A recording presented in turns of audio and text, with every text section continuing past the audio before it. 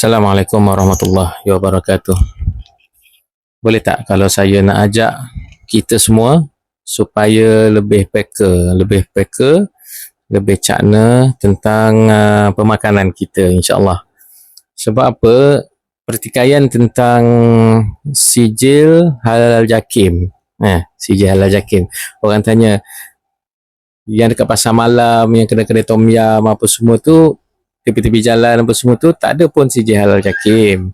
Tapi kenapa kita tak memilih dan kita tak, orang kata, diskriminasi pula macam kedai-kedai dalam mall, kalau tak ada sijil halal jakim, kita pertikaikan pula. Baik, konsep dia mudah je.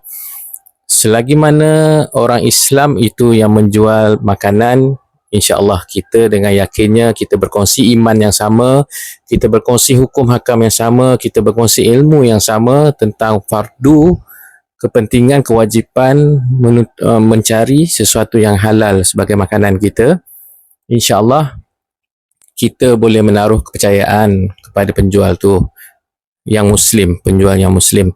Tak kisahlah dia secara officialnya dia telah apply dan dia dah dapat pun sijil halal, ataupun dia buka kedai yang biasa-biasa dia ataupun perniagaan dari rumah, ataupun kedai-kedai tepi jalan, ataupun kedai-kedai tom yam biasa ni.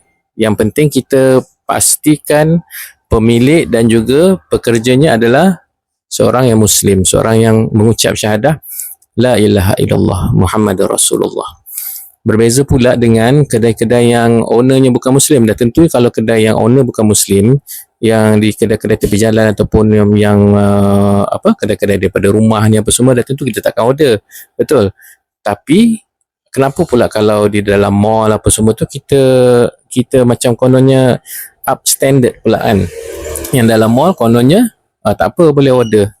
Diorang ada pekerja Melayu, diorang ada pekerja Melayu, pekerja Islam yang mungkin pekerja tu kebanyakannya diorang guna sebagai front line, sebagai waiter, sebagai cashier. Tapi kebanyakan pekerja di dapurnya siapa?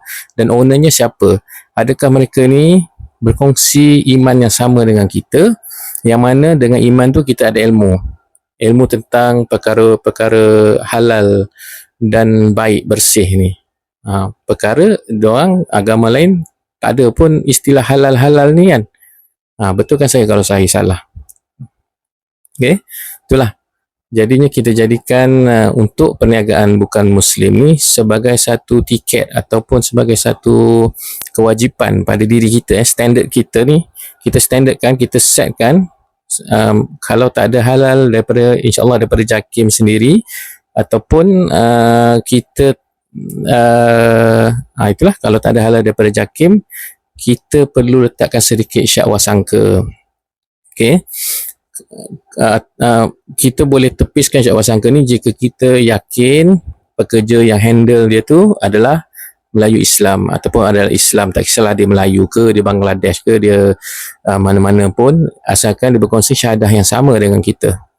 Okey, itu kalau dah ada macam tu, insya-Allah kita bolehlah sedikit yakin dengan kepercayaan pada dia bahawa kalau ada perkara yang syubhah ataupun yang tak menepati kehendak halal, mungkin dia taruh ingredient yang bukan-bukan, ataupun bahan mentah daging dan ayamnya bukan dari sumber yang sembelih oleh ahli kitab kita. So kita pekerja, dengan harapan pekerja itu dapat membantu kita supaya eliminate benda-benda macam ni.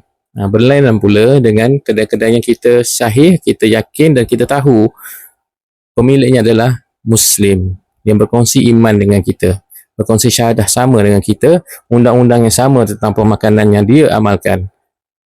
Faham tak? So tak payahlah berbalah lagi bila orang pertikaikan, orang tu mengambil keputusan untuk tidak memasuki sebarang kedai yang tak ada halal JAKIM, especially yang ownernya bukan Islam. So kita hormatilah keputusan dia, dan sepatutnya kebanyakan kita pun berkeputusan yang sama. Sebab kita, sejauh mana kita boleh menaruh kepercayaan kepada orang yang bukan sehaluan sefahaman agama dengan kita, yang mana agama ini adalah cara hidup, bukan saja kepercayaan kita, rukun iman kita tu, okay, Dia mengalangkumi semua cara hidup kita ni. Boleh tak kita kita ubah sikit. Janganlah kita pertikaikan orang tu makan kat kedai-kedai tom yam, kedai-kedai pasar malam, dia ada tanya halal jakim tak? Memanglah tak ada, tapi orang tu akan cari seller Islam macam tu.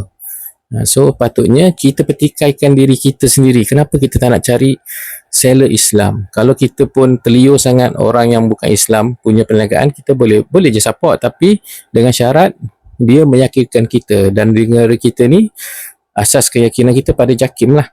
JAKIM dia akan tolong pantau kita, dia akan pastikan standard dan piawaian kedai-kedai makan tu supaya bahan-bahan dan cara penyediaan apa semua adalah patuh syariah kita. Boleh kita sama-sama, tak perlu lagi nak bergaduh-gaduh selama kita ni nak petikai apa semua, kita iman yang sama. Assalamualaikum.